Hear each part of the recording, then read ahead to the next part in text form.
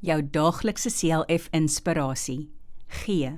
Gee en vir julle sal gegee word. Lukas 6 vers 38. Die Bybel is vol van mooi gedagtes en waarhede. Veral Jesus se woorde en leringe oor die lewe is besonders. Ons teksvers van vandag is seker een van die mooistes in die hele Bybel. Die woord gee is so 'n klein woordjie, maar dit beteken baie. Sommige mense hou daarvan om vir ander iets te gee. Ander mense wil nie gee nie. Hulle wil alles vir hulle self hou.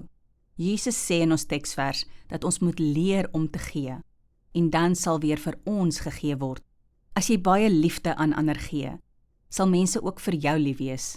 As jy 'n vrugteboom in jou tuin het en jy gee vir jou bure of armes daarvan, sal God ook vir jou sorg vir alles wat jy nodig het. Jesus gee vir ons so baie. Ons moet ook probeer om ander mense gelukkig te maak. Dit is eintlik lekkerder om te gee as om te ontvang. Kom ons bid saam. Dankie Here dat ek vandag geleer het om te gee. Amen.